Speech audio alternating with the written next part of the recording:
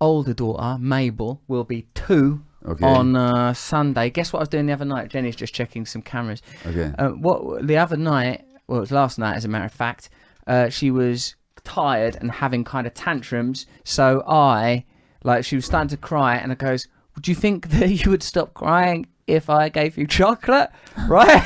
Yeah. And she went, "Chocolate?" Like that. She would. She sort of agreed. My wife went, "Do not give this child chocolate as a means for addressing her emotional distress," which I obviously, know already. But I see that I do not like that child suffering. Well, no, hold on a second. So do you want me to deconstruct this for you? Yes. What were you feeling when she was crying? Inadequate. Okay, now, let me tell you something. Inadequate is not a feeling. Inadequate is a point of view. Sad? Okay, you're feeling sad. What do you feel when you think you're inadequate? You feel sad. Yeah. Now, is this the first time in your life that you felt inadequate? Yeah, it's never come up before. I've always just felt really great. In other words, how far does it go back with you? Always. Okay, in other words, you're projecting your childhood onto your child. That's what you're bringing to the room at that moment, okay? And it was so unbearable for you. You had to give him chocolate. I can't see that again. Okay, yeah. Is that what it is? Okay. I can't see that again. In other words, you're not ready to be with your daughter unless she makes you feel pleased, unless she makes you feel comfortable. I'm not accusing you of that globally. Well, it sounds like it, mate. I'm saying we're recording this. That's what showed up at that moment. Right. What showed up at that moment is some pain that you haven't quite resolved in yourself. Oh no, yet. my first addiction was chocolate. Well, there you go. And you talk about that. And so what your daughter needed was just a daddy who can be okay with her anger. Right. So you just be there and you soak that shit up. Sweetheart, you're really angry, aren't you? Yeah. Right. You just tell them they're angry. But not also what Jordan Peterson says, because what Jordan Peterson says, an angry 2-year-old needs to sit by themselves until their anger is over. In other words, that's bad advice. It's anti-child advice because what you're saying to the child is, you're acceptable to me only under certain circumstances. Well, that's not a good look. It's not what you want. No. What you want is that child to be able to experience her anger and have that anger be accepted and not get stuck in it. The way she's not get stuck in it is when somebody can hold it. Right, so I can hold it. You can actually hold her anger if you're not threatened by it. If you're not taken back to your childhood state of sadness and sense of inadequacy, you can totally well hold that child's anger. Right. That's all she needs from you. Right, to be able to hold it. To be able, and then if she can hold her anger, then later on she won't need to turn to chocolate to soothe herself. So part of adulthood, I've thought for a while, struggled to put it into practice, is an ability that when external things hit you, you don't then go, right, everyone, you're fine. Like, you are able to go, okay, I can handle it. Maybe go to a mentor or something. Yeah.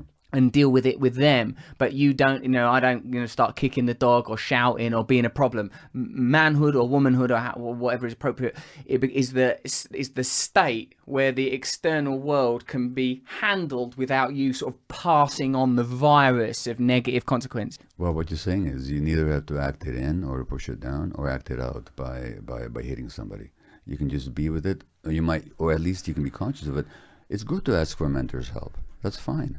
But then you're taking responsibility for it. In other words, what an adult can do, which a child cannot do, and they should not be expected to be able to do before they're old enough for it, is to take responsibility for their own emotional states. They can't take responsibility. They're literally not neurologically developed enough. And that's why it's so bad to punish kids, because you punish them for something that they're incapable of doing or not doing. So this is why these time-out methods and these punitive methods don't work. We do not punish. All right. What about when she's shaking the other one, the littler baby. one, in the bouncer, and she's shaking that. Okay. And like this morning, she was doing that. I was tired. I felt some guilt because of some addictive behaviour that I'd previously done. I felt low energy. The child is shaking the bouncer, and I want to control this very. I felt like a sort of a fascistic rush run through me of I want to control you. Well, first of all, it's great that you're that self-aware, because you don't want to act from that fascistic rush. It's good. There's nothing wrong with it being there. It's inside all of us. But as long as you're aware of it, it won't control you. Now, it may be that your older child has some aggression towards the younger child. Why the hell would she not? Did she ask for somebody to come into the home and share her parents with her? Did she ask for the parental love to be divided between herself and somebody else? Why the hell should she love it? Why shouldn't she have some aggression around it? And so the question is, how is she feeling at the moment? You say to her, no, you can't. You don't shake the baby. You say that because you don't shake the baby. The baby's not for shaking. But you don't make her wrong for it, and you don't punish her for it. You simply intervene in a compassionate way, not from your fascistic impulses. Because No fascistic impulses in child rearing. First rule of parenting: no fascistic impulses. I'm thinking of relying on these fascistic impulses to raise all of my kids. Well, good luck. You get the results you want. If I may be self-serving enough to mention, one of my books that is being published in England is entitled Hold On to Your Kids, and it's a parenting book. And it's all about attachment-based parenting. It's about parenting children from the perspective of understanding their needs rather than our expectations. And in this culture, and this pertains to addiction as well, kids get too early hooked into the peer group to find their validation and their companionship. And when that happens, the parents lose their power to parent. And do you mean in adolescence? Peer groups? It happens young before then. They get hooked into the peer groups. That becomes their sort of psychic state sustenance. That's what happens because, you see, if you look at how human beings evolved, we evolved in hunter-gatherer groups when children were always around parents and adults, and not just one parent and not just one set of parents, but the whole tribe would be your mentor and your parent.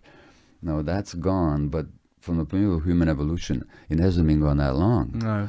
Now, the human brain needs to attach. It needs to connect to somebody. We're just wired that way, especially the immature brain, because without attachment, we don't survive. The infant does not survive without attachment. But we're not told who to attach to. Nature doesn't tell us who our attachment figure should be. A duckling hatching from the egg, in the absence of the mother duck, will imprint on a moving toy, which is not designed to bring her up to adulthood. In our culture, our kids lose the contact with adults very early, or spend most of the time with other kids, and now their brains connect with other kids' brains. And now they become each other's mentors and models and go-tos. And the result is prolonged immaturity. The result is resistance to parents. The resistance is the absorption of immature values that we see acted out throughout the culture. So that book is called Hold On to Your Kids. Hold On to Your Kids. Why parents need to matter more than peers. I'll read it. And if you look at addiction, in what context do most kids get introduced to addictive substances? Peers. It's in the context of the peer group. And it's because of the loss of the adult influence. Right, it needs to replace the adult influence. Yeah. Do you